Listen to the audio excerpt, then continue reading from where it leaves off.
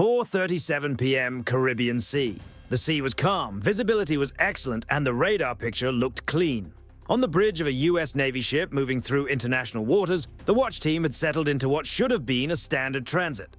No weather building nearby, no civilian traffic bunching up in the shipping lanes, no unusual surface contacts. It was the kind of quiet that usually means every system is doing exactly what it was built to do. Smoothly, constantly, without drawing attention to itself. Then the contact changed. At 21 nautical miles, a Venezuelan naval vessel altered course. Not gently, not little by little. It made a hard turn to port and began closing directly toward the U.S. ship's projected path. Its speed increased from a steady patrol pace to something much more deliberate. On the radar display, the vector sharpened. The bearing stopped drifting and locked in. In the Combat Information Center, the shift was flagged immediately. Contact maneuvering with intent. That wording matters. At sea, intent is everything. Ships can drift. Currents can push a hull offline. Equipment can fail. But intent reveals itself in patterns, changes in speed, repeated course corrections, timing, and the way a vessel holds its approach. This contact had moved beyond coincidence and into calculation. The officer of the deck leaned toward the repeater. The closest point of approach was dropping fast. 3 miles, then less. At that range, there is no room for assumptions and no margin for careless judgment.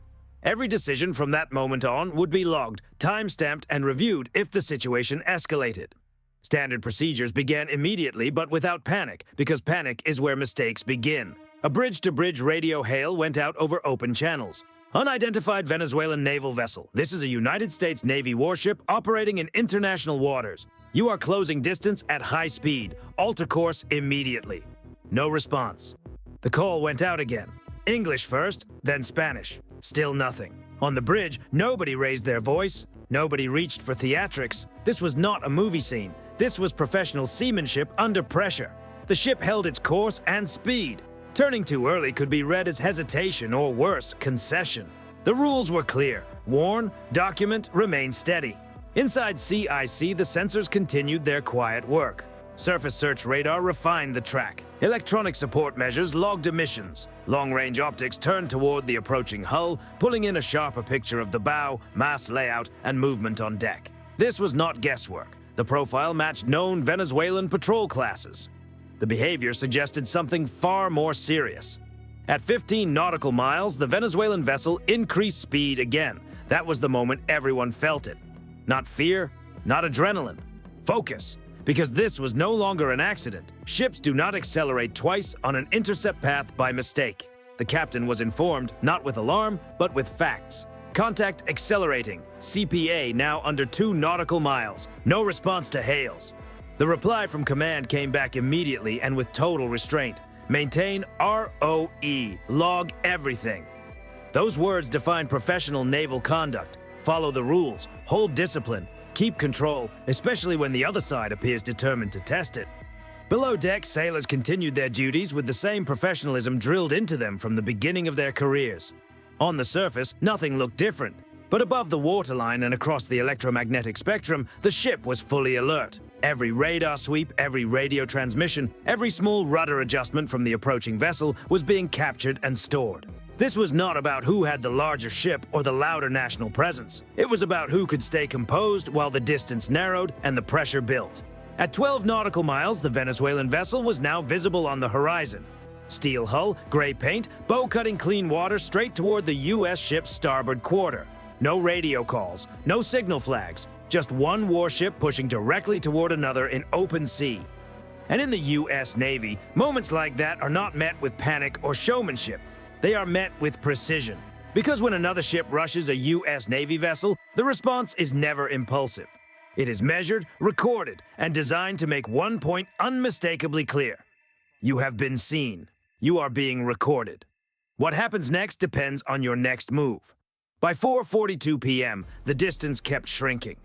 On radar, the Venezuelan vessel's projected line now overlapped the U.S. ship's track. The closest point of approach had dropped below 2 nautical miles and was still closing. For warships at sea, that is not a comfortable buffer. It is a message. The officer of the deck recalculated. No evasive maneuver yet. Not because the ship could not turn, but because turning too soon would hand control of the moment to the other side. In encounters like this, perception matters almost as much as steel. A sudden course change can be framed as avoidance. Avoidance can be interpreted as weakness. The bridge remained steady. Another hail went out, firm and unmistakable. Venezuelan naval vessel, you are maneuvering unsafely. Alter course immediately. Again, no answer. Through long-range optics, activity on deck became clearer. Crew members were visible topside, helmets on, movement near the forward section, no obvious sign of de-escalation. The vessel was not simply shadowing, it was pressing. In CIC, the tactical picture stayed calm and layered. Radar tracking remained solid. No fire control radar emissions were detected, but the margin was getting thinner with every minute. Electronic warfare specialists logged each signal sweep, building a second-by-second timeline. If this became an incident, there would be no confusion over who did what and when. This was the gray zone, the narrow space between routine operations and open confrontation, where small mistakes can become major headlines, and headlines can shape policy. At 10 nautical miles, the Venezuelan ship increased speed again. That was the escalation point. Not dramatic, not reckless, but unmistakable. The captain quietly ordered the posture raised. No alarms, no visible shift that might be misread. Non-lethal systems were brought online. Optical recording moved to continuous coverage. Internal communications were tightened, reducing chatter to essentials only. Every command was short, exact, and logged. CPA 1.8 nautical miles. Time to CPA 5 minutes. 5 minutes at sea is almost no time at all. The U.S. ship held course. This is the part most outsiders rarely understand. The most dangerous moments are not always the loud ones. They happen when two sides are close enough to force decisions, but neither has crossed a line obvious enough to justify a stronger response. One wrong helm order, one misread sensor mode, one rushed reaction, and suddenly restraint can look like failure. Through the optics, the Venezuelan vessel's bow wave was now easy to see. Exhaust shimmer floated above the stern. Its speed was real. The engines were working hard. Whatever this was, it was intentional. Another hail went out, shorter this time. Alter course now. Silence. The bridge remained quiet, not tense, focused. Every sailor knew the job.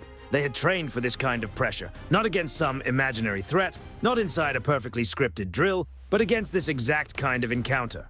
The kind designed to provoke a reaction without ever openly admitting that provocation was the goal. At 8 nautical miles, the captain approved the next step, launched the helicopter. That was not escalation, it was visibility.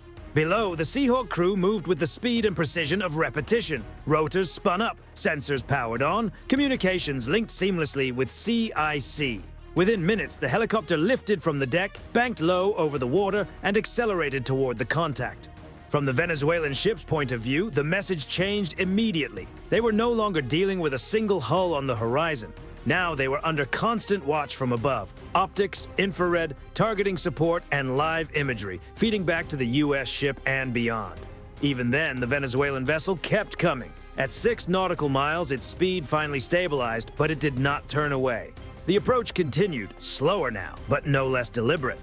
This was not withdrawal. It was a final test of the boundary. Inside CIC, the closest point of approach was updated again, 1.3 nautical miles. That is close enough for serious consequences if someone reacts too late. The Seahawk dropped lower, holding position off the Venezuelan ship's bow quarter, close enough for every sailor on deck to see it, loud enough to be felt through the metal of the ship itself. Its sensors stayed locked. The recording never stopped. For the first time since the encounter began, the Venezuelan bridge radio finally came alive. United States naval vessel, this is Venezuelan patrol ship conducting sovereign operations near our waters. It was not an apology. It was not a warning. It was a justification, delivered late, and only after the balance of attention had shifted. The U.S. reply came back immediately, calm and unmistakable. This is a United States Navy warship operating legally in international waters. Your maneuvers are unsafe and are being recorded. No threats, no raised voices, just facts. Then the Venezuelan ship's speed dropped by 2 knots, then one more. Its bow angle shifted slightly. Not a retreat, not exactly, but no longer a rush. At 4:49 p.m., the closest point of approach widened. The immediate danger had passed, but the encounter itself was not over, because moments like this are not decided only by who came closest. They are decided by who forced the other side to reconsider first without losing control and without crossing the line into chaos. By 4:51 p.m., the geometry changed for good. On the tactical display, the Venezuelan vessel's course line drifted just far enough off the U.S. ship's projected track to show that its intent had shifted. Not full compliance, not a clean withdrawal, but hesitation. And at sea, hesitation is often the first visible sign that pressure is working. The Seahawk held steady off the Venezuelan ship's port quarter, about 200 feet above the water. From that angle, there were no blind spots. The sensor operator locked the forward-looking infrared onto the bridge windows. Heat signatures came into focus immediately. 3 figures inside, one standing, one seated, one moving back and forth. Every movement was captured, time-stamped, and streamed back to the Combat Information Center. This was not about intimidation. It was about documentation. Inside CIC, analysts watched the live feed in silence. No one celebrated. No one relaxed too early. Because professionalism at sea is not about dramatic moments. It is about control. Holding your course, holding your discipline, and making sure that when the pressure peaks, the record is clear, the response is lawful, and the other side understands that nothing they do goes unseen. The value of that moment was not emotional. It was evidential. In today's maritime environment, the side that controls the record often controls everything that comes after.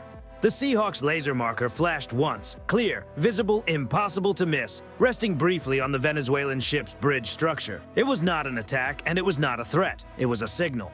A precise, professional reminder that the situation was now being watched in full detail, and that control of the story was beginning to shift. The radio transmission followed immediately, calm and measured. Venezuelan naval vessel, this is a United States Navy helicopter. You are maneuvering unsafely in international waters. Alter course now. Then it was repeated in Spanish. This time there was no silence. Small movements appeared across the Venezuelan deck. One sailor lifted binoculars toward the helicopter. Another stepped back toward the aft section. On the bridge, one figure leaned toward the radio console, paused for a moment, then pulled away. They were subtle reactions, but they mattered.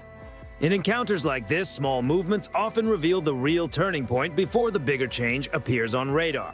Back aboard the U.S. ship, the bridge team watched the telemetry update in real time. Speed dropped by another knot.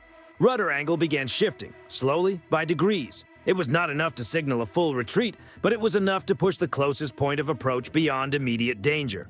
The captain did not order pursuit. He did not demand acknowledgement. He let the pressure work exactly as intended. Because escalation is not about doing the maximum, it is about doing exactly enough to force the other side to reconsider its next move. At 4:56 p.m., the Venezuelan vessel transmitted again. United States ship, we request you adjust your course to maintain safe separation. The wording mattered. It was no longer a challenge, no longer an attempt to dominate the exchange. It was a request. The answer came back immediately and without hesitation. Negative. We are maintaining course. Your maneuvers have been recorded. No emotion, no argument, no room for reinterpretation. Above the scene, the helicopter widened its orbit slightly, never losing sensor lock. From the air, its presence now shaped the entire engagement area. And from the Venezuelan deck, the meaning had become unmistakable.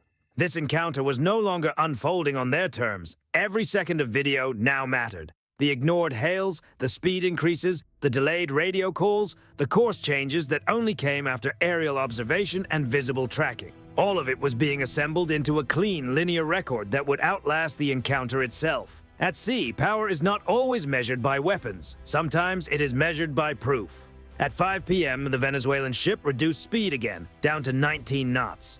The bow wave softened. The aggressive posture seemed to drain out of the hull. Its heading shifted another few degrees away from the U.S. ship's track. This time, the change was not subtle. This time, it was a decision. The Seahawk held one more orbit, then began a slow climb. Not because the mission was finished, but because the message had been delivered, the pressure had worked, the boundary had been enforced, and control had been maintained. From the bridge of the U.S. ship, the Venezuelan vessel was now opening distance.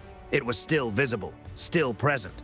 But it was no longer a threat vector, no longer rushing, no collision, no uncontrolled escalation. The situation had passed its most dangerous point. Inside CIC, the final entries were going into the log. Time of first course alteration, time of each speed increase, time of initial radio silence, time of first reply, time of de-escalation. Each line exact, each detail clear. No guesswork, no ambiguity. This is how modern naval confrontations are managed successfully.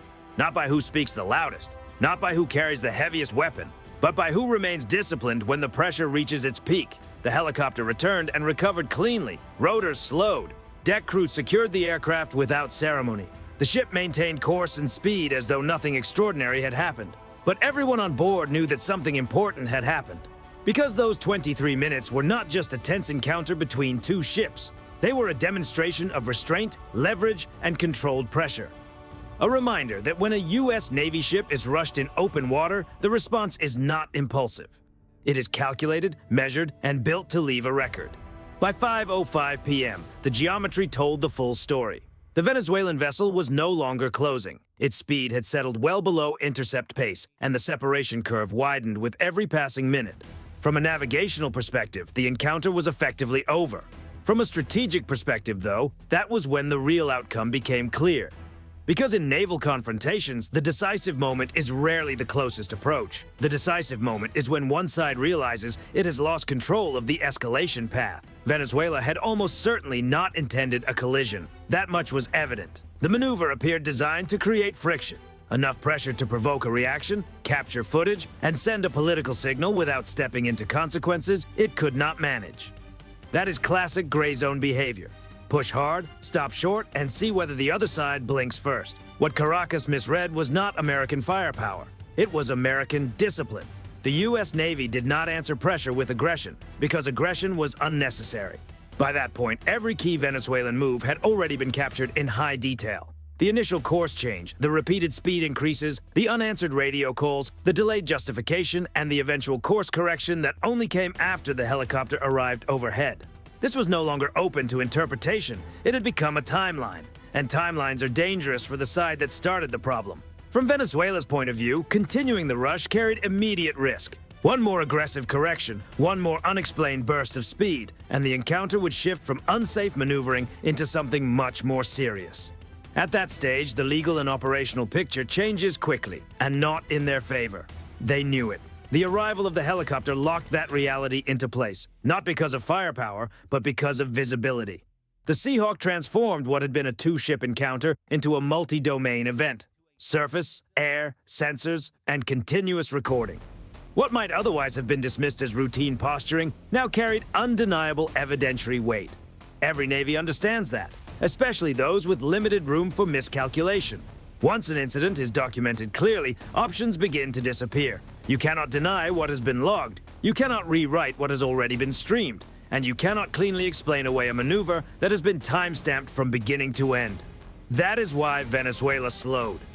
Not out of panic, but out of calculation. They were never going to win a confrontation built around facts. The U.S. ship never altered course. That mattered more than it may seem. It meant the American position remained steady from the first moment of concern to the final separation. No evasive turns, no mixed signals, no visible uncertainty, just consistent navigation and disciplined procedure. So when the Venezuelan vessel finally adjusted heading, the contrast became unmistakable. One side reacted, the other did not. That asymmetry is everything in maritime standoffs. It establishes who is setting the terms and who is being forced to respond. Once that balance is clear, the encounter is usually decided long before it officially ends. At 5:11 p.m., the Venezuelan ship transmitted once more. This time, the tone had changed completely. No challenge, no sovereignty language, no accusation, just routine traffic phrasing, professional, controlled, almost ordinary. That was the final signal. Back on the U.S. ship, the answer was silence. No need for further words, no need to perform authority. The ship stayed on its track, logged the transmission, and allowed distance to finish what discipline had already settled. This was not restraint for appearance's sake. It was restraint used as an advantage. And the wider context matters here. Venezuela's Navy operates under real constraints. Aging platforms, limited sustainment, and a regional environment where missteps can create outsized diplomatic consequences. Any major incident involving a U.S. Navy ship in international waters would never remain just a local issue. It would expand politically long before anything else. Caracas understands that, which is why this kind of strategy relies on pressure without permanence, intimidation without a clean record, and provocation without ownership. It only works if the other side reacts emotionally, overcorrects, or loses control of the moment. The U.S. Navy did none of that. Instead, it forced a choice. continue under full observation and accept the consequences, or disengage while some room for deniability still remained. Once the helicopter arrived and the record was locked, only one of those options remained practical, so Venezuela blinked. Not dramatically, not publicly, but decisively enough to end the encounter on American terms. By 5:20 p.m., the separation had exceeded 8 nautical miles. The Venezuelan vessel settled into a parallel course that no longer intersected with the U.S. ship's path. The risk of collision was gone. The moment had passed, but the implications stayed behind, because each encounter like this adds to a larger pattern, a pattern in which attempts to rush, probe, or pressure U.S. Navy ships fail, not because of overwhelming force alone, but because of disciplined restraint backed by credible capability. That is the real lesson, and it reaches far beyond the Caribbean. When you rush a U.S. Navy ship, you are not only testing weapons or readiness, you are testing discipline. And discipline, when paired with documentation, leaves very little room to maneuver.